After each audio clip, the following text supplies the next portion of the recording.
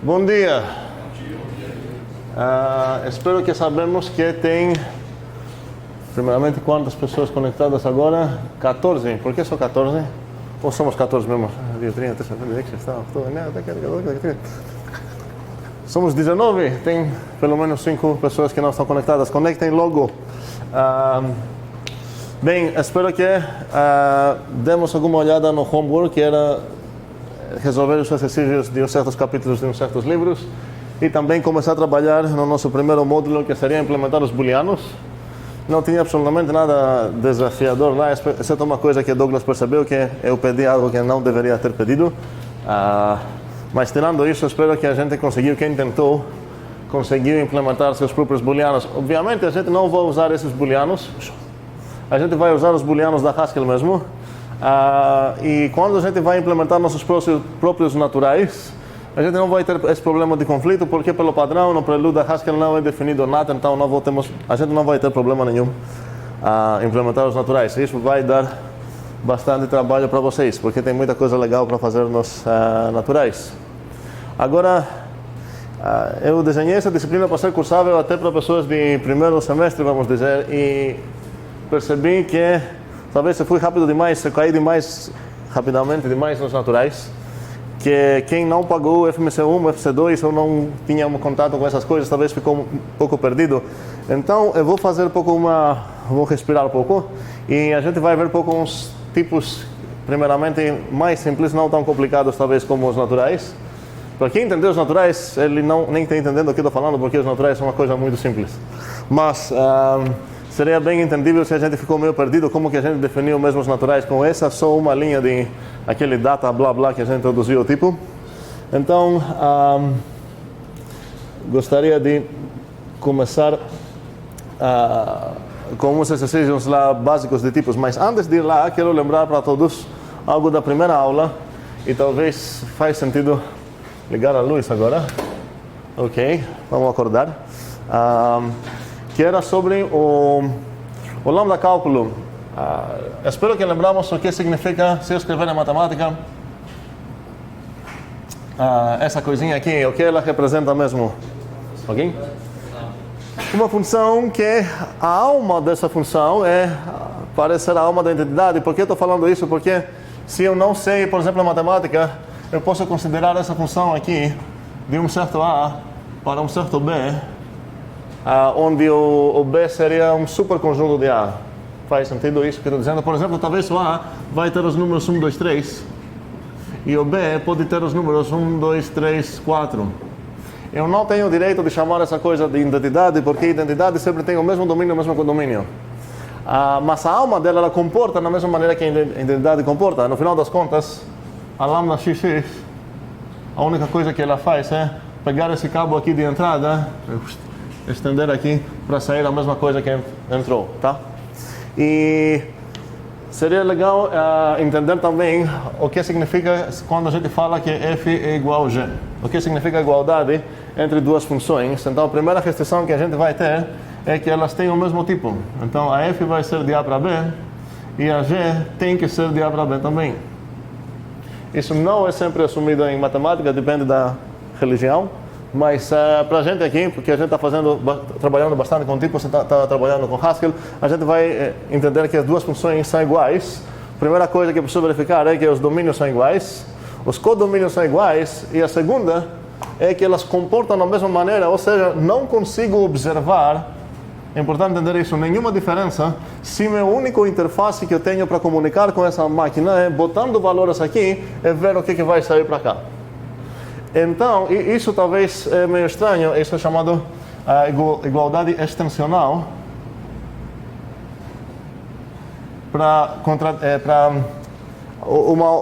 Oposto, não oposto, mas não sei como falar isso agora. Nem contrário. Existe uma outra ideia de igualdade chamada intencional, que eu vou explicar daqui a pouco. Então, a extensional é aquela que a gente vai acabar. Então, primeiramente, a f e a g têm que ter o mesmo tipo. E, segundamente, é preciso ter que, para todo azinho no azão, se eu botar esse azinho tanto no A quanto no G, vai sair a mesma coisa, vou observar o mesmo valor. É interessante perceber que para essa noção, então tem três coisas que eu preciso ter aqui. A primeira é que o domínio da F tem que ser igual com o domínio da G. A segunda é que o codomínio da F tem que ser igual com o codomínio da G. E a terceira é que elas precisam concordar em tudo, como a gente fala, certo? Faz sentido isso? Para explicar a diferença entre a igualdade extensional e intencional, um exemplo seria legal, poderia ter uma lambda x que seria 2. Qual função é essa? Como? Aumenta o volume. Constante de 2. Um segundo, porque o Jordano outra vez fez uma coisa mágica aqui, não sei o que ele fez. Acho que foi isso. Ok. É constante 2, certo? Nesse domínio aqui, preciso falar qual seria o domínio dela. Ela sempre retorna 2, certo? Agora, imagine aqui que você tem uma outra função que ela vai fazer um cálculo muito, muito grande.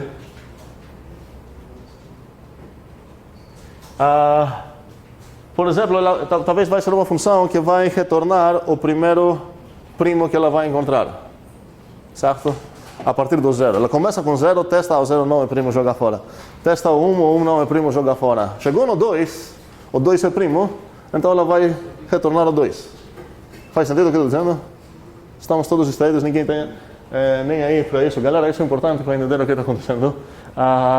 Nesse caso, as duas, a única coisa que eu vou observar aqui, não importa qual o valor que eu vou dar como entrada, então vamos dizer que essa praticamente, as duas vão ignorar o que eu vou ver aqui, isso não é necessário, mas uma coisa vai sair rapidamente, 2, então ela só retorna 2, essa coisa aqui, talvez vai fazer certos cálculos e depois vai sair o 2, tá?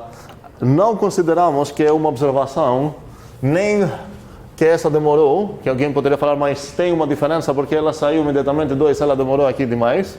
Nem posso tocar, sei lá, na caixa para ver, nossa, essa está geladinha, essa aqui ficou quente para sair o 2, tá? Essas não contam como observações. A única interface que eu tenho é, eu botei esse objeto aqui, qual objeto que saiu do outro lado, certo?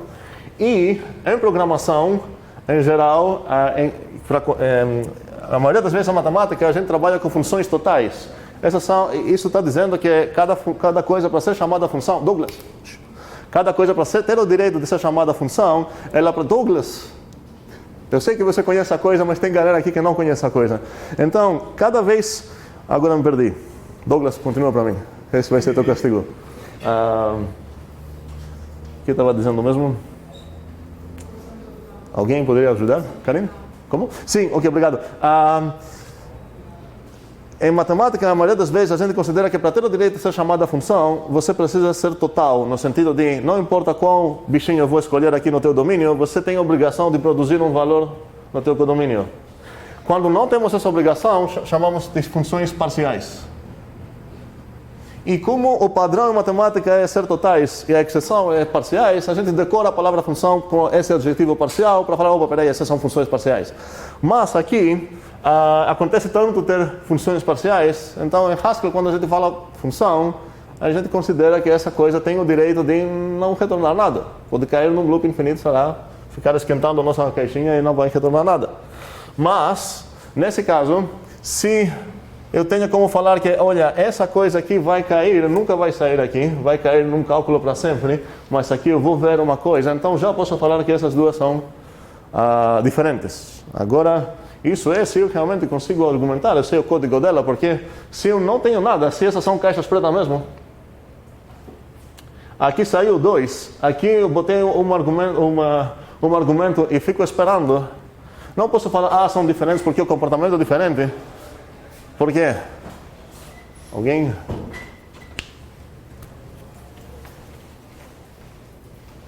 Todo mundo está ansioso só para escrever código. Precisamos entender bem a teoria.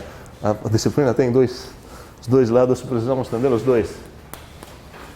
Tá, eu vou repetir minha pergunta. Eu boto aqui um bichinho e vai sair aqui o 2. Eu boto aqui um bichinho e aqui esse caiu um cálculo, um loop infinito, certo? Sei lá, tá esquentando demais, mas não está saindo nada. Por que eu não posso falar que, olha, elas são diferentes? Porque eu observo uma diferença entre o comportamento delas. Eu botei, sei lá, 5 aqui e saiu 2, eu botei 5 aqui e não saiu nada. Qual o problema? Como? É exatamente isso. Eu não sei se vai sair. O fato é que esperei aqui 3 anos e ainda não saiu nada, talvez daqui próximo segundo que eu falar não vai sair nada, vai sair uma coisa, certo? Mas, talvez, se eu tenho acesso no código dela, eu posso falar, olha, essas realmente implementam funções diferentes, porque eu sei, eu posso demonstrar com outra maneira, não apenas olhando, que essa coisa realmente não vai sair nada lá. Nesse caso, eu posso falar que essa função e essa função são diferentes. Todo esse papo é só para entender o que significa que duas funções são iguais. Beleza. Então, se eu consigo, um segundo, vamos dizer que aqui sempre realmente vai sair o 2, mas o cálculo aqui é muito complicado, aqui não tem cálculo nenhum, apenas sai o 2 diretamente. Extensionalmente falando, elas são iguais. Porque não importa o que eu vou botar aqui, o comportamento vai ser o mesmo, a observação que eu vou fazer vai ser a mesma. Intencionalmente, são diferentes, porque a intenção dela é retornar o 2, a intenção dela é, sei lá, calcular quem é o primeiro primo, que é coisa bem diferente disso. Acontece que concordam, mas parece ser coincidência, não foram programadas realmente com a mesma intenção, mesmo que acabam tendo as mesmas pares de entrada e saída, certo? Então a igualdade extensional compara praticamente pares entrada e saída, e esses são todos iguais, ela ignora o que está acontecendo aqui dentro. Ok. Bem, agora, alguma pergunta sobre essas igualdades? Ok. Eu vou repetir que a gente considera como igualdade de funções aqui a igualdade extensional.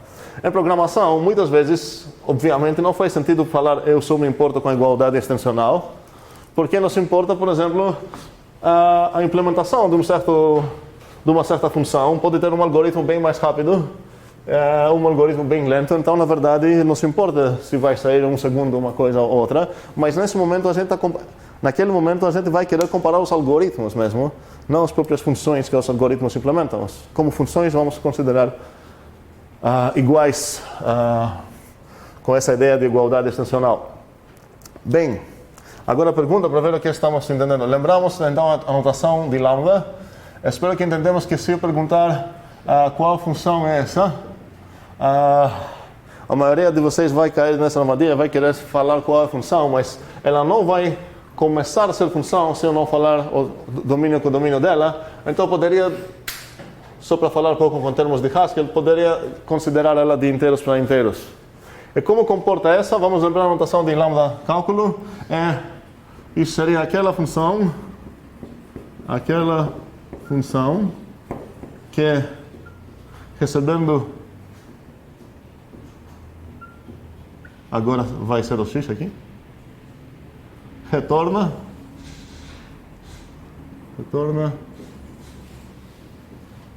todo o resto, essa coisa aqui. E o domínio dela é de inteiros para inteiros. Então, essa sendo uma função de inteiros para inteiros, eu posso aplicar em um inteiro, por exemplo, 5. E nesse caso, qual vai ser o cálculo que vai acontecer aqui? Qual será o próximo passo?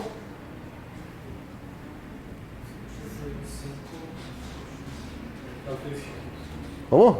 Botar o 5 no lugar do x. Exatamente. Não vou confiar que você consegue fazer isso, quero você falar o que vai ser o resultado. Lambda de 5. Como? Fala. Lambda de 5. Não, tá vendo? É importante não confiar. Não, eu vou substituir dentro do corpo da coisa, não aqui. Lambda de 5 nem significa absolutamente lambda, porque o lambda quer abstrair uma variável. Então, nesse caso, eu preciso fazer a substituição que tu falou, mas aqui dentro. Então, vamos lá, qual seria a resposta? 5 ao quadrado mais 1. Muito bem. Certo? E agora, depois que eu continuar meus cálculos, sei lá, eu vou achar qual é o valor. Ok? Faz sentido? Agora, o que acontece se eu tenho... se eu quero implementar uma função de 2 argumentos, só que com essa ideia de codificação que a gente tem encontrado até agora. Então, vamos dizer que eu quero uma função. Meu amigo faz matemática lá, ele tem uma função de 2 variáveis, x, y, e a definição dela é, sei lá, x, y mais 2 mais 2, sei lá. Tanto faz. Como poderia implementar essa coisa usando lambda, a notação lambda, com essa ideia de codificação que temos? Para meu amigo, essa coisa é de inteiro para inteiro. Mas para mim não pode ser assim, porque eu quero versão codificada. Então, qual vai ser a minha f? De inteiro para inteiro. Onde estão escondidas as parênteses aqui? Na parte direita. Na parte direita, exatamente. Aqui tenho essa coisa implícita. E como vou definir minha função? Como? F igual lambda de x, ponto. Um segundo. Lambda de x está dizendo aquela função que recebendo x retorna algo. Minha função prometeu que ela precisa receber um inteiro para retornar algo desse tipo. Então já posso inferir a partir desse ponto que nessa parte que eu vou escrever lá à direita, o que eu ganho como dado aqui dentro para escrever minha expressão? Um x, eu sei o que é sobre esse x? Que o x é inteiro. Certo? Porque está aqui. A f recebe um inteiro. E aqui está dizendo a f é igual àquela coisa que se receber um x, mas esse tem que ser inteiro, ela vai retornar o quê? Uma função de inteiro para inteiro. Então agora torna um desafio que eu preciso falar qual vai ser essa função que ela vai ser retornada. Mas para determinar uma função de inteiro para inteiro, eu preciso determinar o quê? O comportamento dela. Ou seja, eu preciso falar que para qualquer xzinho, o que vai sair. E como vou fazer isso? Eu tenho uma maneira para descrever funções sem dar nomes para elas. Quem esqueceu completamente isso, seria legal assistir de novo a primeira aula. A notação lambda me permite definir funções sem nem dar nome para ela. Então, vamos voltar aqui. A f vai ser aquela função que recebendo x vai ser inteiro, certo? Retorna, o que retorna uma função? Qual função? Aquela função que recebendo um y retorna. E agora, a partir desse ponto, além do próprio x inteiro, eu tenho mais uma informação. Que eu sei que o y é um inteiro. Onde que eu tirei essa informação? Estou descrevendo, a partir desse ponto, eu preciso descrever um bicho desse mundo aqui. Então eu sei que vai ser uma função que recebe inteiros, então eu sei que esse argumento vai ser inteiro. E agora eu preciso falar quem vai ser esse inteiro que vai ser retornado aqui. E para chegar a imitar a função do meu amigo aqui, eu precisaria falar x vezes y mais 2. Ok? E agora a pergunta é, como que eu vou chamar essa coisa? Para meu amigo, para chamar a função é questão muito simples. Ele só vai escrever... vamos lá. Ele apenas aqui vai escrever, olha, f de 3 é igual a... Ele vai fazer a substituição lá, ele vai achar que é 1 vezes 3 mais 2, certo? Como eu vou fazer a mesma... Se eu definir minha função assim, como eu vou fazer a mesma coisa? Como eu vou chamar essa função? Quero achar esse valor mesmo. Quero impressionar esses caras que meu amigo impressionou, que achou que isso é 5. Isso é 3 mais 2. E isso é 5. Quero achar a mesma coisa usando minha f. Como vou fazer isso? Como? Primeiro passo 1. Então, meu bichinho, o f, é uma função de algo para algo. Então, tenho o direito de dar uma coisa desse algo para ela. F de 1. O f de 1 sozinho, que tipo de coisa é? De int para int. Por quê? Vamos lá ver por quê. O próprio f é de int para essa coisa vermelha. Então, a f, quando recebeu uma coisa certa, ela virou uma coisa do codomínio, dessa coisa aqui. Ok? Então, essa coisa agora é uma função. Então, o que eu posso fazer com essa função? Dar um argumento do tipo certo para ela. Então, seria f de 1. Nessa coisa toda, eu vou dar o 3. Qual seria o tipo dela? Vamos ver. Esse bichinho aqui é de inteiro para inteiro. E recebeu um inteiro. Então, toda essa coisa aqui vai virar um inteiro mesmo. Então, essa coisa realmente é um inteiro. E agora a pergunta é como que eu vou achar qual inteiro é esse? Vamos lá fazer esse cálculo aqui. Minha f é toda essa coisa. Eu vou escrever em algum canto isso. Vou apagar as coisas do meu amigo lá porque ele não é codificado, ele não é legal. Ok? Então aqui Vou começar o meu cálculo. Primeiramente vamos copiar a f, que seria lambda x, lambda y, xy mais 2. Eu apenas copiei a própria f. 1, 3. Pergunta, quais parênteses posso apagar aqui?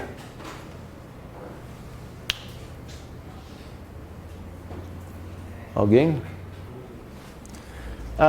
Todo não. Pelo menos essa eu preciso deixar, porque senão vai aparecer que vai ser o 2. Se eu apagar essa, parece que o 2 é uma função que recebeu 1 como argumento, blá blá. Então essa eu preciso deixar. As outras não. Por quê?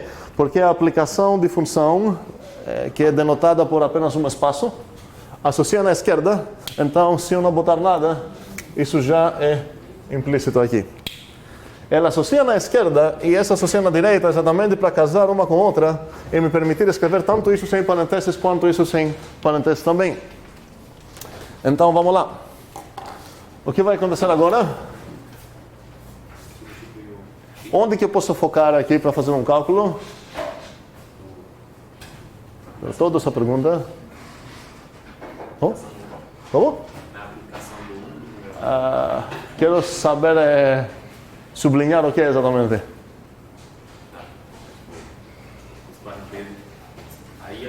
Até 1, certo? Uma ideia seria focar aqui e falar, aqui tem um cálculo para fazer. Tem outra opção? Como? Poder fazer o inverso do mais externo. Por exemplo, focar em toda. Certo? Posso fazer isso? Não posso, mas é importante entender por quê. Por que não posso?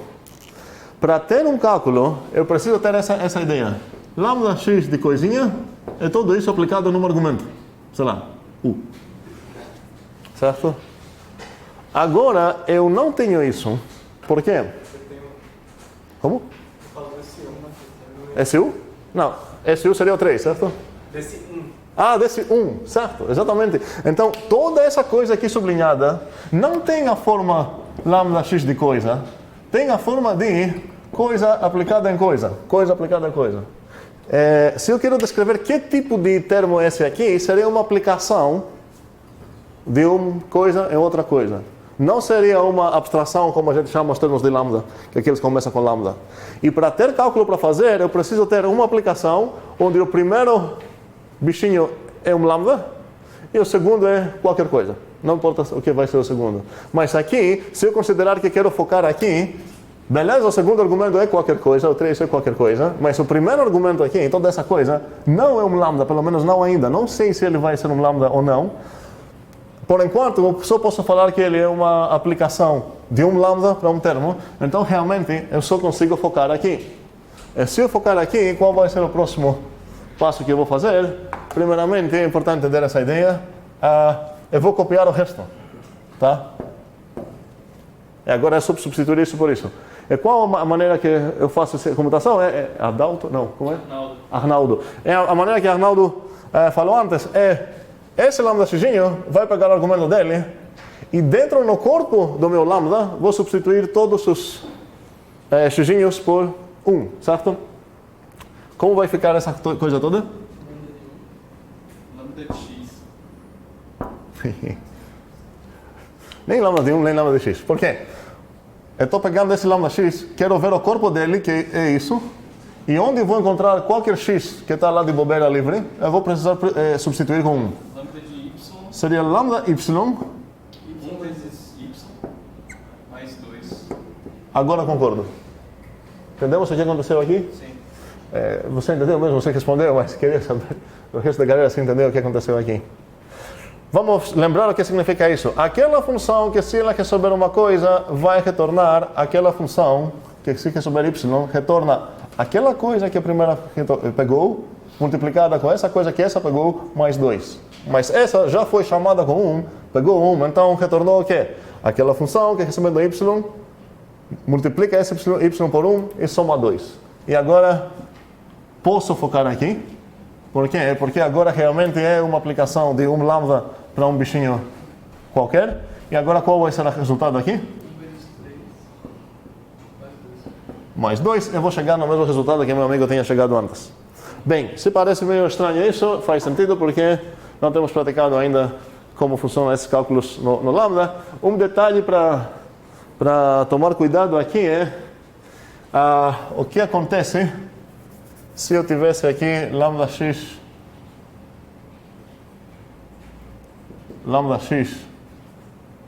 xy mais 2. O que vocês acham que ia acontecer aqui? Tá errado, né? Errado em qual sentido? Você não tem um Y. Daí? Não, quero entender bem essa ideia. Você não recebe nenhum Y para poder substituir. Certo, então o resultado possivelmente vai envolver um Y bobo lá, mas isso não é um problema não. Talvez o Y já foi definido em outro canto, sei lá, ou talvez eu quero falar algo sobre o próprio Y, certo? A primeira observação é que o Y aqui está bobo, não foi ligado com nada, mas isso não é um problema, bem provável que, por exemplo, lambda x, Y, se eu aplicar isso no 5, isso vai para onde? Y. Problema nenhum, certo? Bem, agora, entendemos ou não essa ideia? Agora vamos lá. Ok? Eu vou, não sei porque apaguei essa linha aqui, quero focar aqui mesmo. Qual vai ser o cálculo que eu vou fazer? Primeiramente, preciso perguntar, é realmente um lambda aplicado como um bichinho? É, certo? Isso já é um lambda, ok? E aqui tem escondidas de novo umas outras parênteses, que seriam essas, vamos dizer. Então, pensando nessa maneira, eu vou fazer o que aqui? Primeira coisa que eu vou fazer é escrever esse 3 aqui, para não esquecer. Botar as parênteses aqui. Agora quero saber como que vai andar esse cálculo. Eu preciso ir no corpo dessa coisa, e onde eu vou ver um xzinho de bobeira, isso é importante entender, eu vou substituir esse xzinho por meu argumento. Vamos lá.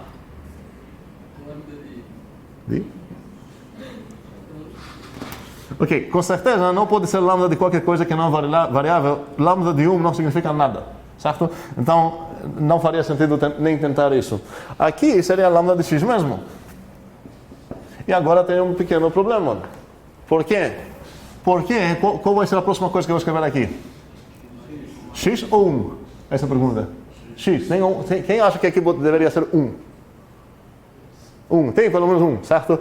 Não seria 1. Por quê? Porque esse xzinho aqui não está de bobeira, certo? Ele está ligado aqui, com esse cara aqui. Então, esse xzinho aqui está tentando ligar com qualquer xzinho que está de bobeira aqui. Não está. Então, na verdade, essa coisa não refere nada no corpo dela.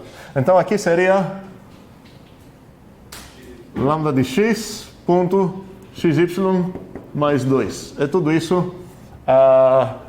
Essa parêntese é essa. Pronto, 3. E agora depois eu ia para 3 vezes y mais 2, certo? Bem, eu vou botar uns exercícios para vocês praticar. Eu já tinha botado isso como homework para dar uma olhada na anotação no meu livro. Tem vários exercícios. É essencial fazer essas coisas para entender bem como funcionam essas. É importante também entender que o nome da variável aqui não importa. O que importam são as ligações, certo? Aqui eu tenho uma ligação assim, e aqui tem uma ligação boba que na verdade não liga com nada, certo? Antes, que eu tinha escolhido uma variável melhor, aqui era y, na verdade eu tinha criado essa ligação aqui, e essa ligação estava, se eu não me engano, estava assim. Alguém lembra? Eu acho que foi essa. Que é lambda x, lambda y, xy, certo? Todo o papel que uma variável faz em matemática e em computação é apenas nos evitar falar aquela, ela, sua, sei lá o que é, porque você precisa saber qual é. Então, para terminar, a gente vai voltar um pouco nesses assuntos e eu vou repetir para vocês fazer aquele homework que eu pedi relacionado com tudo isso. A pergunta é simples e é a seguinte. Vamos dizer que um amigo meu, sei lá, eu tenho uma função que é de inteiros para inteiros. E agora quero definir uma função g. E vou usar a notação lambda para definir a g.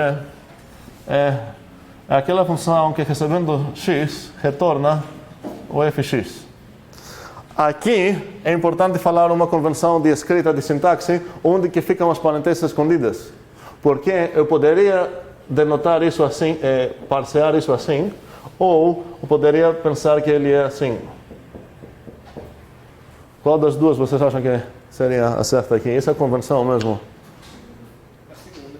É a segunda mesmo, ok? Mesmo que as duas são sintaticamente falando corretas, entendemos que assim que você vai ver o pontinho do lambda, ele pega até o mais que pode pegar. Vai até... Então, se eu tivesse aqui uma parêntese aqui, ele não pode sair da parêntese, claro, mas se não tem essas restrições, ele vai pegar até o fim, até o máximo que ele pode pegar. Então, minha pergunta é, o que eu sei sobre essa G? Que na verdade essa G eu vou considerar uma função, se igual ou não a f, esse seria o assunto dessa conversa. Agora, pelo menos ela tem condições de ser igual, porque ambas são do mesmo domínio para o mesmo codomínio, então faz sentido pensar que seriam iguais, mas são iguais mesmo? Como posso brincar com isso para entender? Vamos lembrar o que significa que duas funções são iguais. Para qualquer objeto no domínio delas, eu vou observar a mesma saída, certo? Então, que tal dar um inteirozinho n lá para... se eu dar um inteiro para n, ela vai retornar algo que a gente denota assim, f de n, claro, ok? Então, a própria f, pegando o n, saiu aqui o f de n. E isso é verdade para qualquer n. F, estou supondo aqui que é uma função mesmo. Agora, o que acontece na g? Precisamos fazer um certo calculinho. O g, se receber o n, qual vai ser o próximo passo de cálculo? Seria, na verdade, esse nem seria cálculo, seria só substituir o g por sua própria definição, porque vamos dizer que eu não lembro. Aí vai ser lambda x, f, x, e aqui vou aplicar o n. E agora, posso perguntar realmente qual vai ser o cálculo. Isso nem foi cálculo. Essa coisa é a mesma expressão aqui, só substituir o g por sua definição. Então aqui seria, procuro redex, que é o nome dele oficial, reducible expression, para sublinhar e fazer cálculos, ou seja, procuro coisas do tipo lambda x a u. Se eu tenho essa coisa, tenho como continuar. Lambda x a u, certo? Então eu encontrei um cálculo para fazer. Qual vai ser o próximo passo aqui? Vou substituir o x aqui dentro por o valor que ele recebeu, que seria o n. Então isso vai para f de n. Ou seja, para qualquer n, eu não supus nada sobre n, não falei o n vai ser o número 8, sei lá, vamos ver o que vai acontecer no 8. Para qualquer n, se eu botar na f vai sair esse bichinho aqui, se eu botar na g, depois de mais um calculinho aqui, vai sair isso. Ou seja, realmente podemos concordar que a g e a f é a mesma função. E isso faz muito sentido se eu conseguir ler isso na maneira que eu falei com aquela. G é aquela função que, se receber x, retorna o f de x. Qual é o nome dessa função? F, não f de x, tá? É f, certo? Ok, nesse caso a g vai ser igual a f. Em Haskell, para voltar um pouco nas coisas que a gente está fazendo, nos permite, em vez de falar g igual, sei lá, lambda de x a x quadrado mais 1, Haskell nos permite falar, olha, basta falar para mim, não o que é o g, o próprio g, que é aquela função blá blá, basta falar para mim o que seria o g de x. Porque se eu sei o que é de x para qualquer x, eu sei qual a função. Então, nesse caso, eu poderia escrever a mesma coisa aqui, assim. Que em geral a gente prefere escrever assim porque é bem mais legível do que botar uma coisa lambda x, lambda y, blá blá. Quando a gente escreveu esses dias f de x, y, z igual blá blá blá, eu poderia escrever isso em quais outras maneiras? Alguém que gostaria de responder aqui?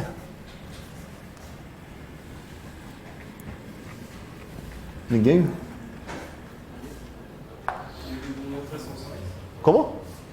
Aumentar o número de funções. Não de funções, é que a ideia é que você vai... Vamos lá. Se você tem apenas f de x igual a blá, uma outra maneira de escrever isso é falar, olha, a f é aquela função que, se receber x, é depois o mesmo blá. Certo? Mas aqui eu tenho três coisas, mas entendo que essas são parentesiadas assim, então isso seria a mesma coisa de falar a f de xy é igual àquela função que, se receber z, retorna isso. Mas agora eu posso fazer a mesma coisa mais uma vez. Isso seria o quê? F de x igual aquela função que recebendo y retorna o quê? Toda essa coisa. Blá, blá, blá. E agora eu posso fazer a coisa mais uma vez. A f vai ser lambda x, lambda y, lambda z, blá, blá, blá. Tá? Às vezes, se a gente quer enfatizar algo da codificação, até que faz sentido escrever dessa maneira. Mas a maioria das vezes a gente vai escrever isso que é bem mais fácil de ler. Tá? Mas é exatamente a mesma coisa, graças àquela igualdade que a gente descobriu agora. Bem, vou parar aqui essa viagemzinha para lambda cálculo. O importante entender foi isso e algo que espero que é meio óbvio. Essa igualdade que escrevi lá, talvez é legal decorar o nome, seria a eta equivalência. Por algum motivo tem nomes gregos toda essa coisa, lambda, eta. O cálculo que a gente está fazendo, sublinhando qualquer x, lambda x a u, e continuando, esse é chamado vita. Essa coisa aqui seria um vita redex. E o passo que a gente está fazendo é um passo vita, certo? Vita é essa letra, eta é essa letra. Tem mais letras gregas para usar. A alfa equivalência é bem óbvia. Está dizendo que se você definir, por exemplo, essa coisa aqui, x quadrado mais 1, e essa coisa aqui, z quadrado mais 1, é a mesma função. A alfa equivalência, então, é aquela que nos permite falar, olha, se você substituir com cuidado as variáveis para escolher outras, você não muda o significado da função. Então, conhecemos alfa, vita, eta, noções de lambda cálculo, e vou apagar tudo isso agora e podemos voltar para brincar um pouco com as coisas que a gente estava brincando. Então, na aula anterior, a gente criou nossos próprios tipos. E os tipos, seria legal talvez apagar a luz agora para todo mundo dormir. Boa noite. Ok. Os tipos que quero brincar agora, vamos dizer, seria como vocês falam shapes? Poderia shapes? Formatos? Nossa. Tá, vou usar shapes então. Shapes, guys, ok. Então, module shapes, where.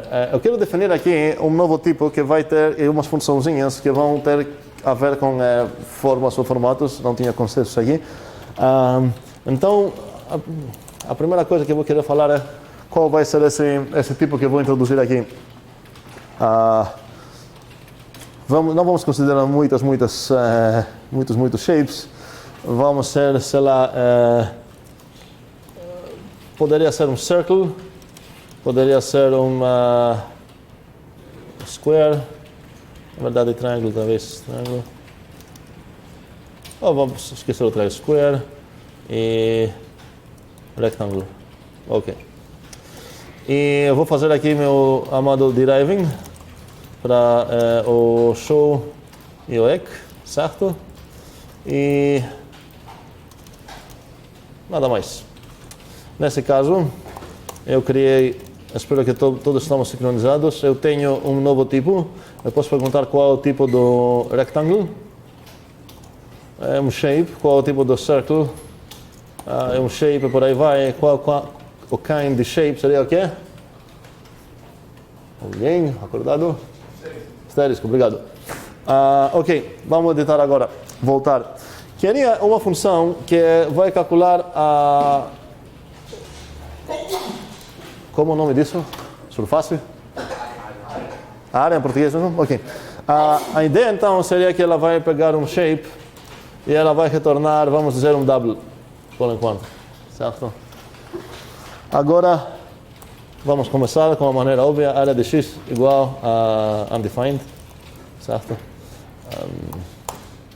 Funciona, só que não posso fazer absolutamente nada. A área de circle vai ser undefined e tudo mais. Volto para meu código então.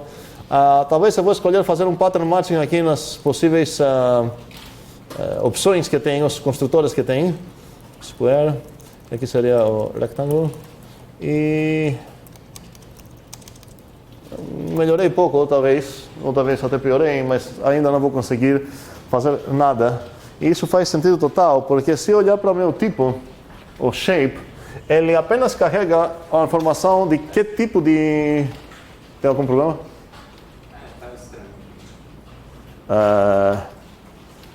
Tente resolver, se não resolver, daqui 2 minutos voltamos. Então, esse tipo aqui realmente carrega apenas uma informação de qual das 3 coisas é. Circle, square, rectangle. Se eu sei que eu tenho um square, com certeza não tenho uma maneira de calcular qual é a área dele, sem saber qual seria o lado, né? Como é? O lado, obrigado, certo. Então, nesse momento, parece que meu tipo é meio bobo, ele poderia carregar mais informação. No circle também eu gostaria de saber qual é o raio dele. E no rectangle eu vou precisar saber 2. Base e altura, obrigado. Então, nesse caso, eu vou perceber que meu tipo não é legal. E ele precisaria, o circle então, até agora, foi que tipo de coisa? Shape, ok. Agora eu vou perceber que o circle, na verdade, eu não gostaria de ser um shape, eu gostaria de ser um cara que construa shapes. Ou seja, ele construa valores de shape, ou seja, ele vai ser uma coisa que vai receber um double, que vai representar o raio, e ele vai retornar um shape. Nesse caso, qual vai ser o shape? Vai ser o circle do double. E nesse caso, vocês vão entender tudo isso com esse exemplo. O square também vai precisar de double e o rectangle vai precisar double. Se eu deixar assim, vou apagar essas coisas aqui com comentários. Deu certo, ou seja, tenho um tipo e agora o meu tipo é diferente. E agora se perguntar qual é o tipo do circle, vai ser o quê? De double para shape, certo? Antes também ele merecia falar que ele é um construtor de shapes, só que ele é um construtor de aridade que é 0. Ele não precisa de nenhum argumento, ele já construiu um shape, vamos dizer. Aqui ele é um construtor de shape de novo, só que agora é um construtor de aridade 1. E o square também, mas o rectangle, qual seria o tipo dele? Exatamente, double para shape. Por quê? Porque ele é um construtor também de shapes, mas para construir um shape ele precisa de 2 doubles, certo? Então, qual seria o tipo, vamos, sem roubar, qual seria o tipo de square 1? Seria um shape, certo? Vamos ver por quê. Porque o square é de double para shape. O argumento que ele recebeu serve como double. A gente sabe que, na verdade, ele é meio polimórfico, ele pode assumir outros números também, mas ele está sendo chamado para assumir double nesse contexto. Então, o square de 1 é o quê? Shape. Porque o square, se pegar double vira shape, ele pega o double, então ele virou um shape. É exatamente o que aconteceu aqui nessa linha no GHCI. Ok. Agora vamos voltar no nosso código aqui. E eu quero definir qual seria a área, a área mesmo, em português? Ok. A área de qualquer coisa. Aqui eu vou ter um problema. Eu vou deixar os undefines. Eu vou compilar isso. E está dizendo aqui que, olha, peraí. Opa, está bugado. Qual o problema que eu tenho aqui? Precisa de um argumento. Faz sentido apreciar quão legal que é os erros que eu recebo do GHCI. O construtor circle que eu usei lá no pattern matching should have one argument but has been given none. Okay? Isso espero que é bastante informativo, pelo menos para quem fala inglês. Ele está dizendo exatamente onde é. O padrão estava apenas o círculo, foi numa equação para a definição do área círculo igual a undefined. Então, sei exatamente qual é o problema aqui, sei como corrigir. Então, esse círculo precisa receber aqui um argumento. Poderia falar, por exemplo, o círculo de 0. E nesse caso, a resposta seria 0, certo? O square de 0 seria 0. Espero que entendemos tudo isso. E o rectângulo precisa de dois argumentinhos aqui. Seria, sei lá, o 0 de 0 seria 0. Não é tão interessante o que estou fazendo, sei. Mas tenho mais um problema aqui. Sem roubar, alguém pode perceber qual é o problema? Parênteses, exatamente. Porque se eu não botar parênteses aqui, ele vai entender que a área, na verdade, pega dois argumentos e retorna algo, mas a área pega só uma coisa. Então, toda essa coisa é para representar o shape que ela pegou. O círculo 0 tem chances de capturar como um shape. O círculo sozinho não tem chances de capturar como shape, porque o círculo 0 é um shape, tipo de shape, mas o círculo sozinho não tem tipo shape, ele é um construtor de shapes de aridade 1. Então aqui, para resolver o problema, preciso botar todas essas parentesinhas, que vou botar neste momento. Ok. E aqui também. E agora minha função foi definida. Se eu perguntar qual é a área de círculo 0, eu sei que é 0, exatamente 0. O problema é que, se eu quero perguntar qual é a área de um círculo que tem um tamanho mais interessante, eu vou ter um problema, porque nenhuma linha de Haskell foi capturada aqui. Tentou casar com esse padrão, o argumento dela é o círculo 1. Tentou casar o círculo 1 com o círculo 0. Não deu certo, mesmo que o construtor principal casa, o argumento não casa, o 1 não pode casar com o 0. Então foi para a próxima. O square de coisa com certeza não casa com o círculo de ninguém, porque os construtores são diferentes. Foi para a próxima, de novo tem o mesmo problema, nenhuma chance de dar certo. Então a ideia é que aqui preciso dar parâmetros, nomes para esses parâmetros. O círculo vai ter um raio, o square vai ter um side, e aqui vai ser talvez um width e um height, certo? Quais são os nomes que eu vou dar aqui no meu trabalho? E não precisam nem ser diferentes. Acontece que são diferentes porque vai me lembrar, enfim, como calcular aqui. Alguém sabe dizer qual é a área de um círculo com raio R? Pi r quadrado, seria pi vezes o r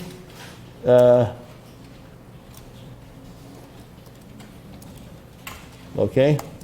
E o square seria s quadrado. E vocês vão perceber que existem duas exponenciações em Haskell, pelo menos, e vamos discutir sobre elas. E qual seria o rectângulo? Faz sentido tudo isso? Ok.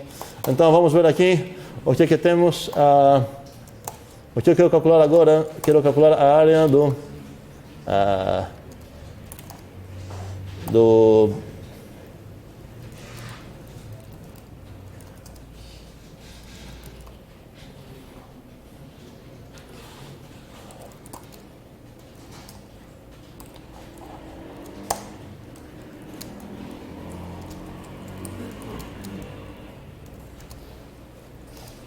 Faz sentido tudo o que acontece? Ok. Muito bem. Por exemplo, talvez eu gostaria de ter uma função que faz um rotate para, vamos dizer, de 90 graus para a direita. Nesse caso, ela receberia um shape e retornaria um shape. Agora, como vocês imaginam que seria a definição dessa rot 90? É meio estranho porque meus shapes não carregam a informação de onde que estão no plano, não tem coordenadas, mas tem apenas os tamanhos deles. Aí, na verdade, se eu fizer um rotate 90 num círculo, ok? No quadrado também não, e no retângulo que era o width era height, que era height de 8. Exatamente, então nesse caso eu poderia falar, olha, eu vou roubar aqui, vou pegar todas essas, vou substituir essas com... Nesse caso, o ciclo de ar deve funcionar assim, o square vai deixar ele em paz, e o rectangle, na verdade, vai trocar o height e o width, porque se eu tenho um rectangle, sei lá, que está nessa forma, e virar 90, o width vai virar... Qual seria uma maneira melhor para escrever toda essa definição aqui, essa função? Faz um retângulo do seu primeiro argumento e outros dois. Muito bem, no argumento é equação, certo? Eu vou pegar o retângulo, a equação que tem a ver com o retângulo vai ser a primeira, e as outras duas, como vou juntar em uma? Certo, essa vai ser x. Faz sentido? Para tudo isso aqui. Vamos lá. Mais uma só para brincar. Qual seria o height? Como vou calcular o height nesse caso? Alguém? Tira o height do shape. Como? Ele vai retornar qual a altura do shape, certo? Por caso, certo? Eu vou precisar roubar de novo esses casos aqui. Certo? Nesse caso seria... Certo? Aqui seria só esse, certo? E aqui seria... Então, nesse caso... Faz sentido para todos? Estou fazendo nada demais, espero. Ok. Beleza. E agora eu posso brincar com essas coisas e ver se qual é o height do rectangle 1, 2 é tanto. E qual seria o height do lot 90 do rectangle 1, 2, que seria 1. Faz sentido o que aconteceu aqui? Lembro para quem não pegou essa notação com dólares, seria a mesma coisa aqui de botar isso, tá? Então, o rectângulo 2 seria height 2, mas se eu rotear isso, ele virou o rectângulo 2, 1, e agora o height dele é 1. Estou fazendo absolutamente nada estranho, certo? Ok. Agora, já temos nessa linha de código aqui, vamos dizer, já temos percebendo, eu espero, quão fácil que é introduzir novos tipos em Haskell. O que eu tenho aqui é, acabei de definir com 3 linhas um tipo chamado shape. Eu não preciso fazer gambiarras que apresentar shapes por inteiro, sei lá o que. Eu já tenho 3 construtores para esse shape, de variedades diferentes até. Cada um deles depende de outros tipos já definidos antes, certo? Então, o meu tipo depende, o tipo shape, vamos dizer que depende da existência antes do tipo double, por enquanto, nada mais. E, bem, agora, pequeno exercício, talvez se eu quero carregar no shape, além da forma que ele tem e as dimensões que ele tem, talvez eu quero carregar também a cor dele. Como poderia fazer isso? Então, não quero ter apenas shapes, quero ter shapes coloridos. Como seria uma maneira de fazer isso? Como? Que tem o quê? É um novo tipo. Então, a primeira coisa que seria legal fazer é falar, olha, eu preciso de um tipo de color. Não vou fazer muitos colors aqui. RGB, vamos dizer, green, blue. E aqui vou fazer deriving, show e egg também. Então, agora, acabou de ser introduzido mais uma nova cor. Nesse caso, eu não tenho muita liberdade de falar quanto red, quanto green, blá, blá. Vai ser apenas red, green e blue. Uma outra maneira de definir uma cor, se eu gostaria de ter precisão, seria qual? RGB, Como? RGB ou... Sim, nesse caso, como eu ia definir meu color? Uma dupla de 3 doubles. Ok, uma maneira seria falar, olha, nem vou definir um novo tipo, eu vou entender que uma tripla de 3 inteiros, ou de double, se eu penso que... Vamos ver essas duas abordagens. Se eu pensar de inteiros, talvez Arnaldo, certo? Está pensando que, por exemplo, vai de 0 até 255, por exemplo, e essa tuplinha aqui, sei lá, pronto, essa tuplinha aqui seria um amarelo, por exemplo, certo? Porque tem todo o red que pode e todo o green que pode, então, e nada de blue, isso vai ser um amarelo. Faz sentido? Outra maneira, talvez alguém falaria, não, preciso ter não de 0 a 255 inteiros, queria de 0,0 até 1,0. E nesse caso, o mesmo número ele ia representar como assim, certo? Faz sentido? Ok. Ambas as abordagens têm um problema. E, na verdade, Haskell nos permite dar sinônimos para tipos que já existem. Então, essa coisa aqui já é um tipo. Então, poderia falar, olha, quando eu falo color, ou RGB, por exemplo, RGB color, eu quero que você entenda isso. Não posso fazer as duas linhas, tá? Preciso, no final das contas, escolher uma das duas. Vou escolher a segunda. Tá. Então, a partir de, qual a diferença de data e de type? O data vai criar um novo tipo mesmo. O color está criando um novo tipo, tem seus próprios valores, novos valores, blá blá. O type é apenas um sinônimo para uma coisa que já existe. A tripla double double double, que é o produto cartesiano de double cross double, para quem pegou isso em matemática, já é um tipo. Por quê? Porque eu tenho o direito de criar tipos com esse construtor de parzinhos, triplas nesse caso.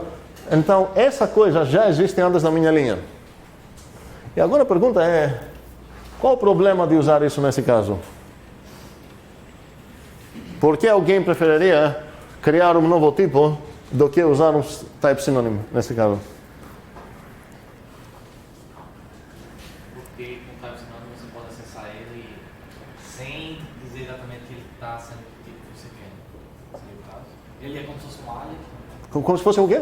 Um alias, não dá um apelido. É um apelido mesmo. Agora, só para entender a tua resposta, a minha pergunta é, qual o problema de usar um apelido aqui?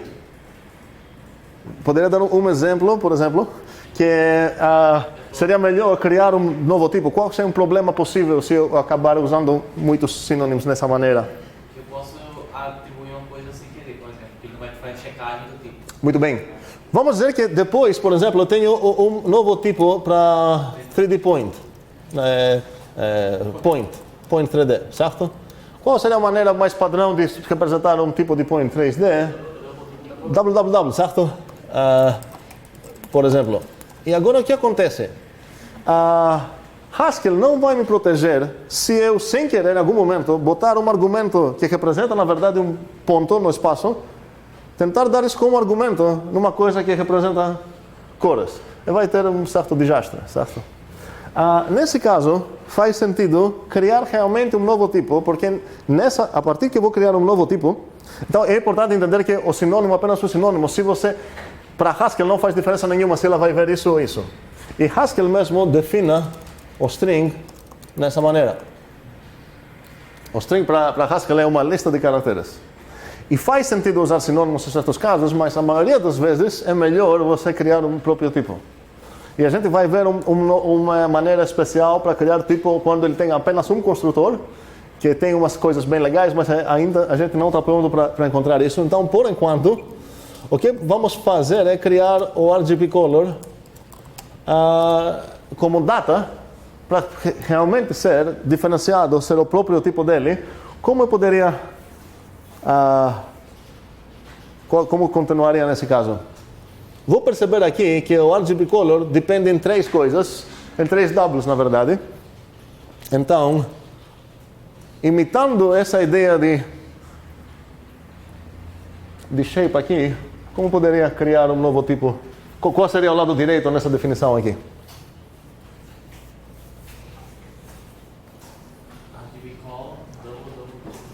Vou começar mudando a tua escolha. A gente vai terminar nessa porque é a melhor mesmo. Vou escrever um make RGB color. Esse MK é conversão de tipo... É minha, poderia escrever qualquer outra coisa aqui, né? Nem é minha, na verdade, essa é bem make RGB color. Então, esse seria o construtor que construa coisas do tipo RGB color. E ele é de raridade que é? 3. Então, preciso falar que ele precisa receber um W, um W e um W. Certo?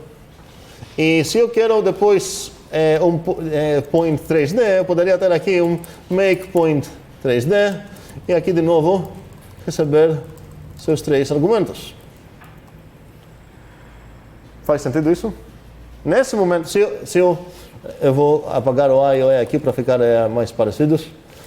O string não tenho o direito de definir porque Haskell já definiu para mim. Estamos nesse momento e eu vou fazer aqui os deriving de show e de ec, tanto aqui quanto aqui. Nada demais. Vamos ver qual é o tipo de point 3D. Sem executar? Não. Não tem tipo.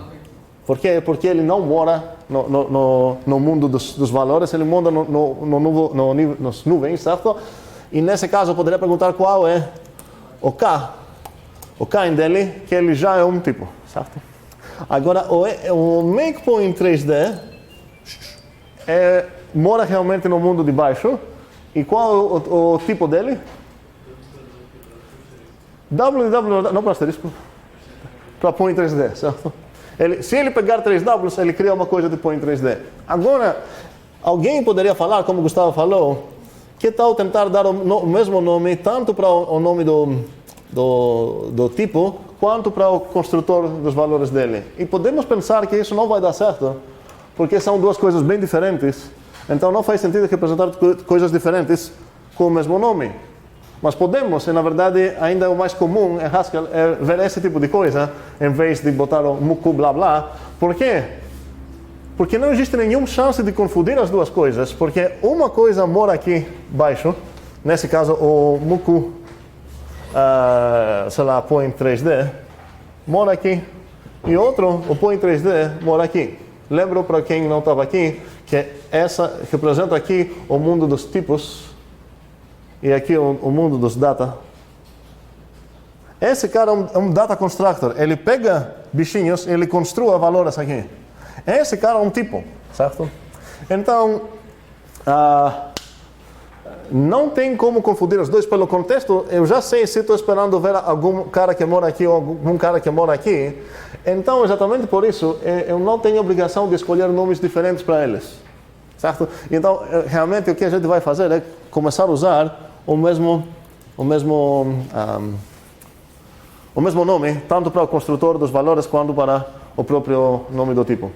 Agora, se meu tipo tem vários construtores aqui diferentes, não faz sentido nenhum deles ser chamado próprio shape, porque você parece que está desvalorizando os outros. Então, quando eu quero definir o shape, é meio normal que nenhum dos construtores aqui acabou sendo chamado shape. Mas aqui, que só tem um construtor praticamente, faz sentido total assumir o mesmo nome. Entendemos o que aconteceu aqui? Todos? Ok. Agora, pergunta. Haskell já tem vários tipos primitivos dela, vamos dizer, o caráter, o inteiro, sei lá o quê. Posso pensar que como seria uma definição de car em Haskell? Será o caráter 0, o car 01, o car 02, blá blá blá, até o car FF, por exemplo.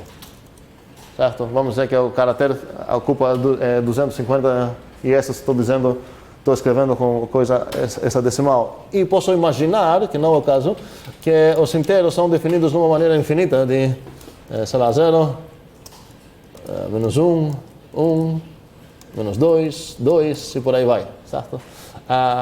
Só para imaginar como são essas coisas.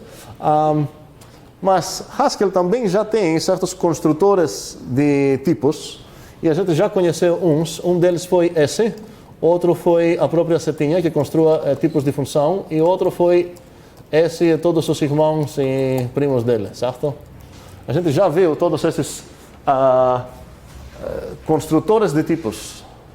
Então, qual seria o kind do primeiro? Vamos lembrar essa aula? Não, peraí, esse é o nome dele, certo? De asterisco para asterisco. Esse, se eu botar para ele, olha, um tipo aqui mesmo, uma coisa de asterisco, toda essa coisa realmente é um asterisco, certo? Mas ele sozinho vai ser, me dá um tipo e eu vou virar um novo tipo. Me dá um tipo, sei lá, inteiro, eu vou virar lista de inteiro, o tipo chamado lista de inteiro. Essa coisa aqui, qual foi o kind dela? Opa. Aqui, vou brigar com o meu editor aqui. Vai ser asterisco de asterisco para asterisco, muito bem. Qual seria a próxima? Certo, e a próxima seria asterisco para asterisco para asterisco para asterisco e por aí vai. Ok. Bem, mas vamos dizer que Haskell, por exemplo, não tem pares. Ok? Chegou a linguagem sem essa notação, sem essa coisa de pares. Mas, obviamente, eu quero denotar pares, porque eu quero trabalhar com, sei lá, vamos dizer, pontos 2D, certo? E eu quero ter uma ideia de o que significaria um pair de inteiros. Então, eu quero ter criar um novo tipo, que ele é para carregar a informação de um par de inteiros. Como poderia fazer isso com as coisas que a gente já conhece? E é interessante perceber isso. A gente está assumindo que Haskell nem tem uma coisa que ela já tem, e a gente vai acabar definindo uma coisa que serve em uma linha só para isso. Alguém? Pair, int, double, não, int. Pair, int, certo?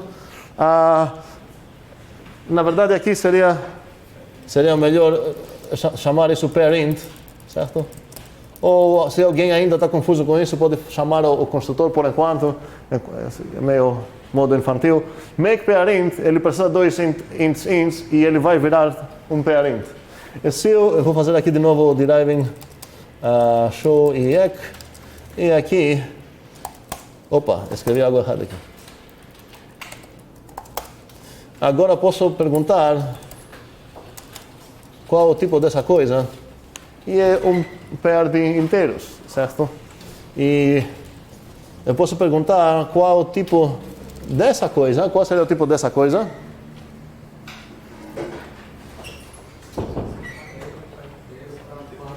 Como? De inteiro para pair int, certo? E qual seria o kind do pair int?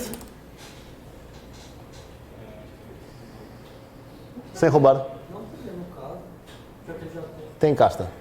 Ele mora lá, então ele tem uma casta. A pergunta é qual a casta dele? É um tipo. Asterisco, certo. Exatamente. Só um asterisco. Por quê? Porque ele já é um tipo. Não precisa de algo para ele virar um tipo. É o tipo chamado par de inteiros, certo? Ok. Espero que faz sentido tudo isso. Mas logo depois eu vou querer ter criar um tipo que vai ser par de caracteres. Certo? Então vou começar a fazer toda essa coisa e em um belo momento eu vou perceber que não faz sentido. Para cada vez que quero criar um par de certo tipo, e o que acontece é que quero um par, na verdade, que o primeiro parte é inteiro, o segundo é car. Nesse caso, eu vou precisar fazer algo do tipo pair de, sei lá, car int, e nesse caso seria pair car int, certo? E por aí vai. Não tem nenhum erro nessa coisa, é só erro de burrice mesmo, ou ignorância, sei lá. Mas funciona, certo? Eu defini uma coisa para representar pares de inteiros, defini uma coisa para representar pares de caracteres, defini uma coisa que ela carrega um car e um inteiro, certo? Agora, junto com os par de inteiros, vamos esquecer um pouco as outras. Aqui, obviamente, eu vou querer definir o equivalente da Haskell first e second, que são os destrutores, como a gente fala. Eles pegam uma coisa que já foi construída, eles destruem isso nos valores que foram usados para construí-la. Então, nesse caso, não vou usar o first e o second porque já são ocupados lá. Eu vou chamar eles de out left e out right. São outros nomes bem comuns para extrair valores. Se eu tenho xy, o out left seria o x e o out right seria o y. A ideia é que você está extraindo a parte esquerda, extraindo a parte direita. Então ele está saindo lá, por isso tem esse nome. Então, preciso escrever aqui um out left. Qual vai ser o tipo dele? Para? para int, muito bem. E a mesma coisa sobre o right. Como eu ia implementar o out left? X e underline. Assim? Por que estou roubando aqui? Por que estou usando aqui a coisa da Haskell? Esse parzinho, esse construtor aqui com a vírgula, as parênteses, esse é o construtor da Haskell. Quero usar no meu, certo? Então, seria o quê? Seria... igual? X. Vou esquecer a underline, seria melhor botar mesmo, mas eu esqueci só para enfatizar, ficar um pouco mais claro talvez. Tenho um erro aqui, porque eu chamei o construtor de valores, certo? E a mesma coisa eu ia fazer aqui, só que agora ia retornar o y. Então, nesse caso, opa, qual é o problema? Ok. Agora posso extrair o out left do criar um pair de 2 e 3. Eu posso extrair a parte esquerda, posso extrair a parte direita. E é interessante perceber que, na verdade, se eu tenho como construir pares, eu tenho como construir qualquer tupla. Porque se em algum momento eu precisar, na verdade, de uma tripla, eu poderia falar o quê? Olha, é isto. É um par, onde a primeira parte é um par. E isso já carrega toda a informação que quero uma tripla carregar, porque no final das contas, uma tripla, o dever dela é diferenciar, carregar 3 informações separadas. E mesmo se tem tipos diferentes aqui, A, B, C, beleza? Eu posso falar que essa coisa aqui é um parzinho de A, B, e essa coisa aqui é um C. Então toda essa coisa aqui é um pair de quê? Pair de pair A, B e C, certo? Mas, na maneira que tenho escrito até agora, eu não posso fazer isso porque meus pairs são presos, cada pair que estou definindo é preso para carregar apenas um específico tipo. Eu defini pairs de inteiros, eu defini pairs de, sei lá o que, de caracteres, até pairs misturados, que tem uma parte inteira, outra parte de caracteres, sei lá o que. E, na verdade, para cada pair que eu tenho lá, eu deveria definir uma função diferente. O out left, isso foi definido para o pair de 2 inteiros. Depois que eu vou querer definir uma função para o pair de inteiro car, eu vou precisar ter uma nova out left, uma nova out right. Ninguém merece, ok? Então toda essa coisa que a gente está fazendo aqui é completamente boba, porque a gente não percebeu ainda que tem uma maneira de definir, parametrizar esses tipos aqui, que nem precisam ser iguais, parametrizar esses tipos, como a gente parametriza? Usando parâmetros, certo? Uma variável, só que agora essa variável está no nível dos tipos.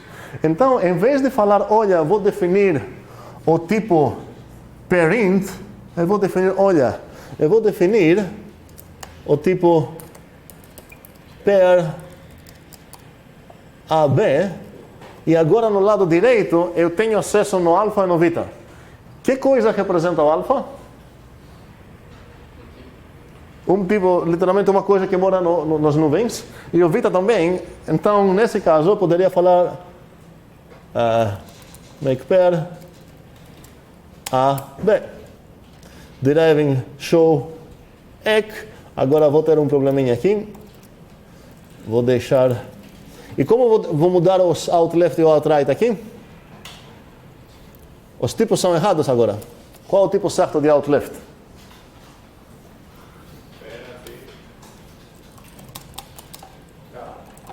Ele recebe um pair de alfa e beta e retorna algo do tipo alfa. Esse é o out left. E qual seria o out right?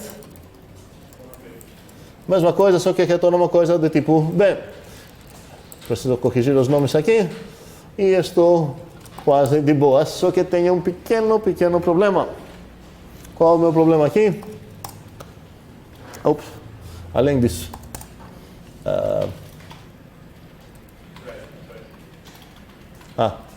É isso? É.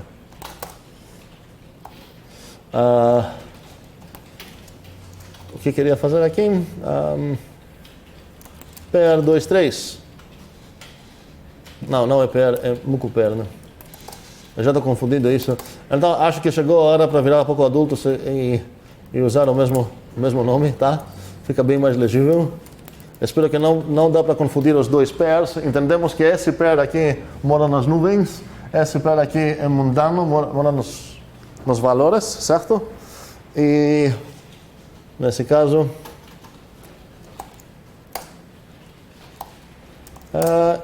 eu pedi para vocês que várias vezes, eu vou pedir para vocês fingir que não viram uma coisa que ele está reclamando aqui. Agora ele não reclamou e faria sentido até reclamar nesse caso. Qual é um pequeno problema que tenho aqui?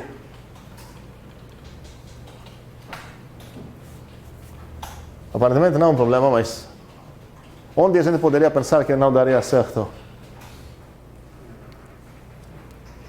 Como vocês acham que seria implementado o derivado show aqui, por exemplo, ou o ek? Ele precisa decidir se como mostrar o pair de dois tipos que eu deixei à vontade lá, alfa e beta, não sei nada sobre esses tipos. Quando eu dei aqui para ele o pair de 2, 3, é meio óbvio o que ele fez. Ele representou como string o próprio construtor com o próprio nome dele, pair, e depois ele falou, peraí, ele pegou o inteiro, eu sei como representar inteiros, representou o 2 assim, eu sei como representar o 3, ele representou o 3 assim, então eu vou representar tudo isso assim. Eu poderia fazer também, então, um pair 2, 3 e 3 e 8, certo? E ele vai falar, ok, isso é um par, posso parsear isso de uma maneira talvez mais adequada, dimensional, é um pair, onde a esquerda é o quê? Um pair, onde a esquerda é 2, 3 e a direita aqui é 8, ok? Bem, então, realmente, para representar isso, ele precisa saber como showar essas coisas. Se eu perguntar de igualdade, ele vai precisar saber como comparar igualdade nessas coisas. Então, aqui o implícito é que o alfa e beta fazem parte disso. Bem, voltando na nossa viagem, agora a pergunta é como que poderia, se eu tenho alguma ideia boa, de como que poderia representar. Então, o que aconteceu aqui não é nada trivial. A gente descobriu que nossos tipos, até os type constructors aqui como o pair, podem depender em outros tipos, em outras coisas das nuvens. Aqui então o próprio pair, qual é a casta de pair? Como deve ser o quê?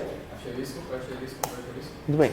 Faz sentido, porque o próprio pair, ele não é um tipo ainda, porque ele se for pair de quê? Se eu falar pair de inteiro, ele ainda não é um tipo, porque ele recebeu a primeira coisa, ele sabe que vai ser um pair de inteiro e algo mais que ele não recebeu ainda.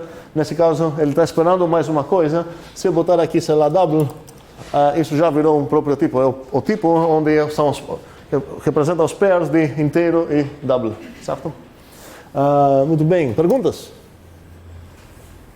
Então, o que aconteceu aqui é que a gente descobriu que nossos próprios tipos podem depender em até variáveis, como tem aqui, e nessa coisa temos construtores de tipos de aridades maiores, porque todos os construtores que a gente tem aqui de tipos, até agora era só asterisco, certo? Não tinha aridades maiores. Fala, Douglas. Não havia uma dúvida sobre a ideia do conteúdo, mas sobre a sintaxe.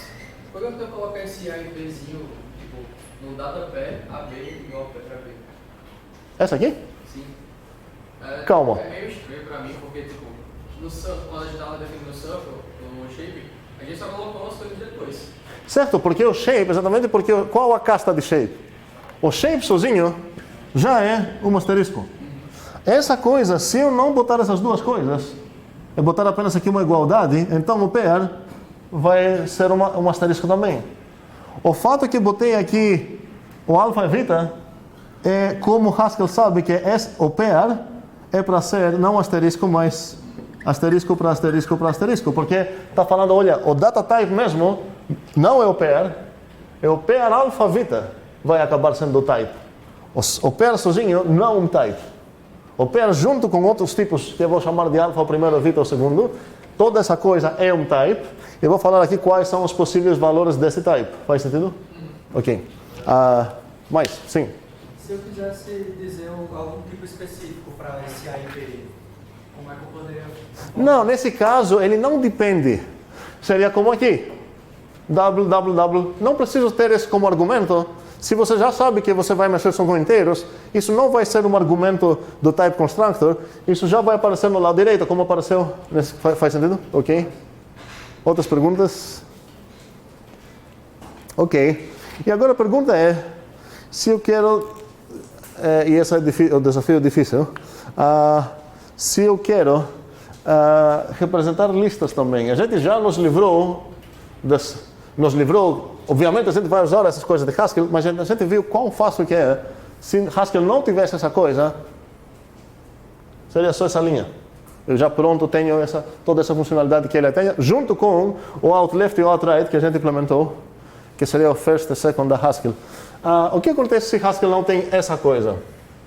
E antes de responder na pergunta, no caso geral, porque essa coisa é de asterisco para asterisco, da mesma maneira que essa coisa é de asterisco para asterisco para asterisco, vamos dizer que Haskell não tem listas, mas vamos dizer que eu me importo com listas de inteiros. Listas de int, na verdade, nem integer. Então eu quero criar aqui um data type sem usar essa coisa, certo? Para representar as listas de inteiros. Ok? No mesmo sentido, a gente passou primeiramente pelo trabalho de definir sozinhos os pairs de inteiros, depois os pairs de int char, o pairs de char, depois falou, peraí, vamos afastar um pouco, talvez tenha como dar algo mais inteligente aqui. Então, antes de chegar na resposta final de como fazer a lista, quero primeiramente definir um tipo que consegue representar lista de inteiros. Sempre de inteiros, não lista de qualquer coisa. Não, ele já vai ser uma lista. E vamos fazer isso no live coding. E como falei, o desafio é grande. Então, vamos lá.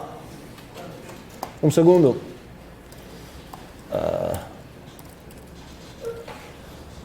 Live coding, start. O arquivo que vocês vão criar dentro da pasta, espero que tenham uns alunos novos nessa aula. Espero que entendemos como fica. É botar cd live coding, escrever corretamente, live coding now, certo? E dentro dessa pasta criar um arquivo. O arquivo vai ser lista.html. HS. Como? Não perguntei se é em português. Sim, assim, lista.hs, certo? E vocês vão começar com o módulo lista where, certo? E lá, o objetivo seria criar o tipo listInt.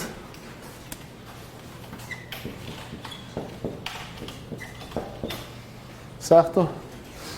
Vocês vão decidir como vão ser, qual seria a melhor maneira de representar isso. Para quem conseguir fazer isso, o desafio próximo seria como poder parametrizar o inteiro, em tal forma que você vai conseguir realmente toda a funcionalidade que Haskell tem nesse cara aqui. Um segundo. As funções, os destrutores que vocês vão precisar definir aqui, seriam, da mesma maneira que aqui a gente definiu o out-left e o out-right, que era correspondem no first e no second da Haskell. Aqui vocês vão precisar definir o HD e o TL. Vou falar quais são os tipos dele, como eles funcionam. Em Haskell essas funções são chamadas head e tail. Vocês devem saber isso desde o homework já. E a ideia é que se você tem uma lista, vou usar agora a notação de Haskell, certo? Vocês não têm acesso a essa notação, tá? Vocês vão ter que criar sua própria coisa. Então, qual seria o head dessa coisa? Vou usar da Haskell aqui.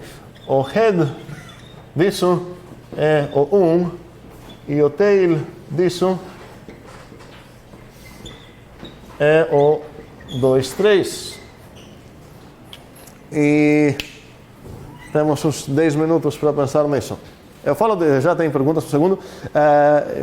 Deixo claro que o desafio, para quem não já fez isso, o desafio é grande. E para quem já fez isso, deve ser super óbvio. Perguntas? Gabriel? Não, mas aqui Calma, um segundo. Ajuda também? Gabriel. Conectei no servidor e deu branco. Ah. Tem problema de conectar no servidor? É porque tipo, ele entra e tipo, não mostra terminal nem nada. Ele dá os comandos, ele fica nisso, aí você usa o VIN, ele enlouquece a tela. Deixa eu ver. Ok. Quem tem mais problema com isso? O que eu tive foi com Ok. Olha. o Temux, ele não consegue mais conectar. Tipo. É o T, né? Conhece? Temux ele dá esse barra 62, não sei o que, e eu não tenho nenhuma. Ok. Um segundo. Isso aconteceu só agora? Até agora estava funcionando bem? Não, cheguei já. Aconteceu no começo da aula já, quando eu falei com o Everson, que ia comentar a tela. Ok. Eu acho que tem uma configuração que eu preciso mudar para aumentar as coisas que estão acontecendo no mesmo tempo. Vou ter que procurar o que é isso. Na outro semestre que eu estava dando essa disciplina, isso demorou umas 2 a 3 semanas. Agora, na verdade, é a primeira confirmação que eu tenho que realmente tem esse problema, porque até agora só tinha uma vez que tinha acontecido só com um aluno, então pensei que talvez não seria o mesmo problema.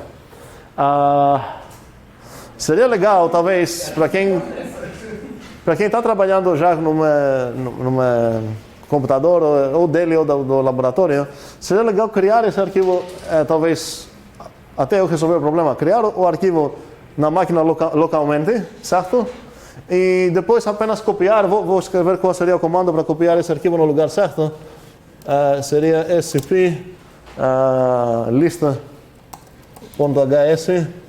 e aqui seria username, vocês vão substituir o username para o usuário, tá bom?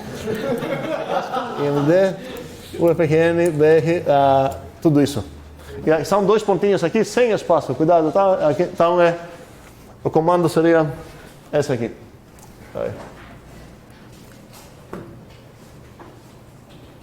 Então, uma maneira e com isso vocês vão evitar o problema das conexões múltiplas. Agora, quando uns alunos já vão desistir do servidor e começar a trabalhar pensando nisso, o resto já vai conseguir conectar porque vai ter menos recursos simultâneos. Mas enfim.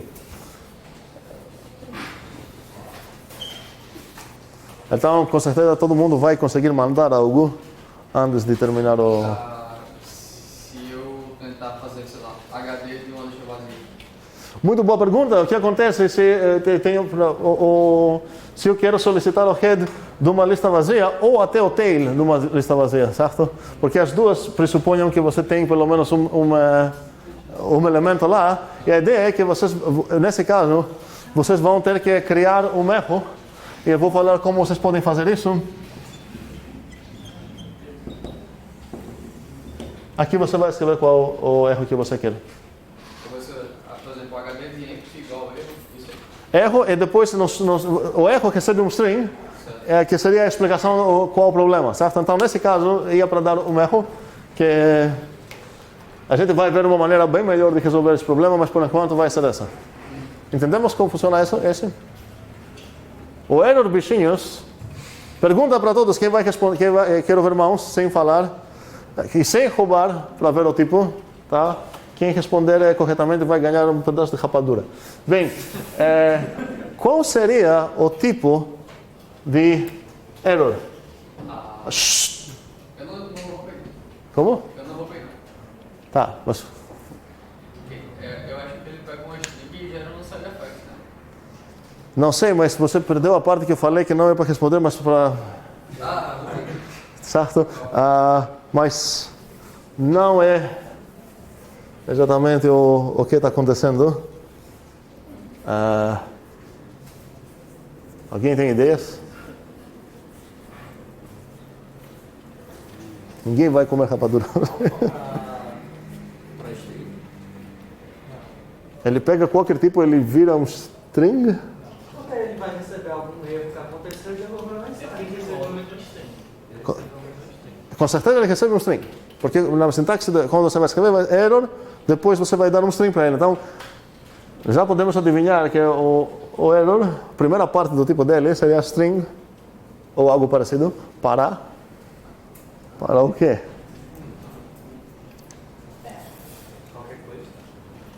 Não sei. Voltem para terminar o live coding e depois discutimos isso. Como é que vai ser o data? Como? List int, esse vai ser list int, certo? Porque a ideia é que você só preocupa com ints, tá? Certo? Então, o nome do... não. Tá, olha. Realmente, tá. Ok. Vou parar a aula aqui, vou deixar uns minutos ainda para discutir isso, mas a gente vai voltar para discutir isso na aula, na próxima aula. É normal se a gente bugou um pouco aqui, porque o desafio é grande. Com certeza, uns não entenderam essa dica, então eu vou voltar para falar. Tá? A pergunta já entendemos que precisamos de 2 construtores aqui. Um é para representar a lista vazia e outro é para conseguir construir uma lista a partir de outras partes. E se eu olhar aqui nos destrutores que eu tenho, que é o head e o tail, eu estou vendo que, olha, se eu destruir essa coisa que foi criada de uma maneira que não sei ainda como foi criada, porque esse é o meu trabalho para esse homework aqui, Velocidade Coding, tentar entender como que eu vou construir uma lista dessas. Se eu olhar na saída de cada destrutor, esse destruiu chegou nessa parte e esse destruiu chegou nessa parte. Então, o construtor que eu estou tentando implementar, adivinhar quem vai ser, provavelmente vai ter que pegar esses 2 pedaços e criar esse.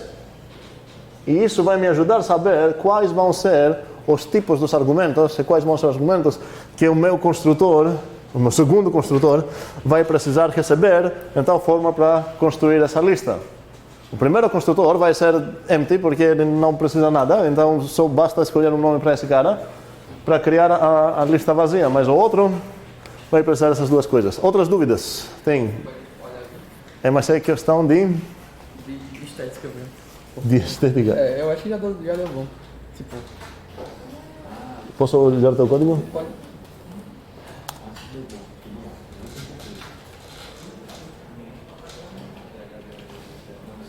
Faz sentido, doutor? Okay. Muito bem.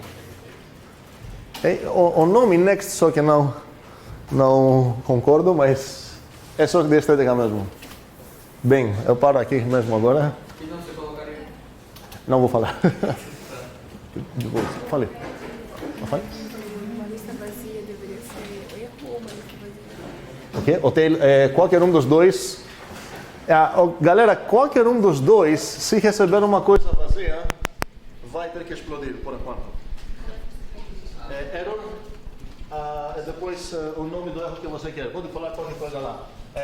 Faria sentido falar a vazia não tem cabeça, ou a vazia não tem rabo, sei lá, uma coisa dessas aqui, certo? E faltou uma pergunta que eu fiz para vocês, qual seria o tipo disso? Vocês vão roubar e descobrir isso sozinhos. Mas faz sentido que eu ia receber um erro se eu perguntar qualquer uma das 2 coisas no empty, porque esses 2 destrutores correspondem no outro construtor, que seria o nosso segundo, e o nosso primeiro construtor não tem destrutores porque ele não tem argumentos. Não sei se isso faz muito sentido, mas a lista, o construtor que vai criar uma lista vazia não está esperando coisas, então não tenho como extrair informação dele. E por isso não faz sentido aplicar nenhum desses destrutores numa coisa que não foi construída a partir do construtor que recebeu essas coisas.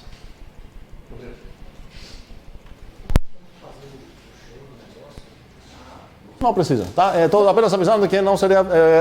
a gente pode derivar o próprio show, certo? Não, é porque tipo, esse aqui eu já mandei. Eu tô querendo descobrir como é que eu faço o show. Okay. Um segundo.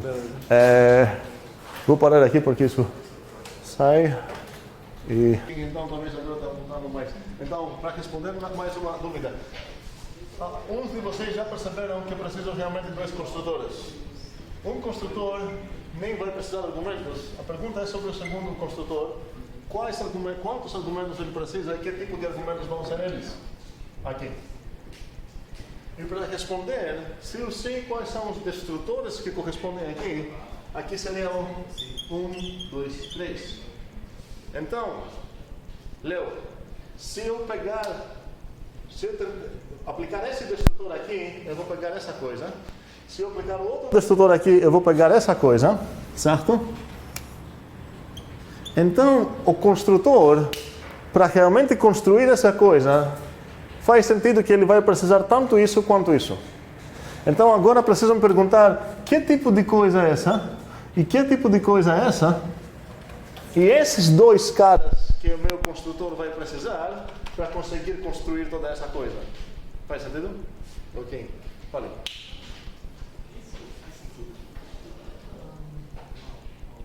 Não, é a pergunta, acho, de Gabriel, que perguntou se eu quero especificar os altos argumentos que eu faço. Nesse caso, você não tem parâmetros aqui. Seria só apagar essas duas palavras. Da mesma maneira que quando a gente definiu o pair, faz sentido? Okay. O pair int não vai precisar parâmetros. É o pair que precisa de parâmetros, porque depois ele vai citar o alfa e o beta. Oi. Mas tá certo utilizar o novo e ele mesmo? Não, porque não ele, é apenas que você escolhe o mesmo nome. Não é o mesmo, porque um cara mora nas nuvens, outro lá. Se você acha isso confuso ainda, pode usar no consultor SMK e vai dar certo.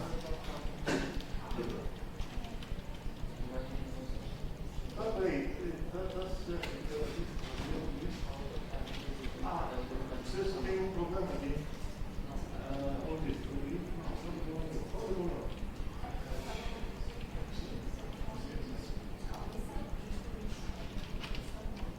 Isso seria o data construtor, esse é o data construtor, e esse é o data construtor que está disciplinando. Exatamente. Sim, a única coisa é. Porque você precisa grupar esse listinho XY que tu tem lá. Seria aqui. Aqui você precisa abrir um parêntese, sim, e fechar, porque senão, cuidado, um segundo, vou escrever isso. Cuidado, galera, quando escrevemos o pattern matching lá, quando vou escrever o head, eu tenho aqui um constructor e ele tem certos argumentos. Se eu não botar parênteses, parece que o head tem a unidade 3 e blá blá. Aqui eu preciso grupar isso em uma parêntese para falar, olha, o head de uma coisa que tem essa forma mais padrão vai ser igual a blá. Eu acho que agora eu posso... Vai que tem mais perguntas. Não, o show vocês podem derivar, pedir a Haskell derivar. Deriving show vai dar certo. É um exercício bom, na verdade, muito bom. Quando voltar em casa faz sentido implementar o próprio show numa maneira ou igual a Haskell ou diferente até. Talvez, mas é legal tentar implementar o show em tal forma que ele vai representar a lista nessa maneira mesmo. Tá? Porque se vocês pedir para derivar, vocês não vão ver uma coisa tão bonita assim, não. Vai ser uma coisa meio bem complexa. Então é um exercício muito legal, vai ser nosso exercício para vocês começar já a fazer, implementar o show de uma maneira que vai escrever a lista representar a lista com essa maneira. Bem, agora eu acho que eu posso terminar aqui, talvez.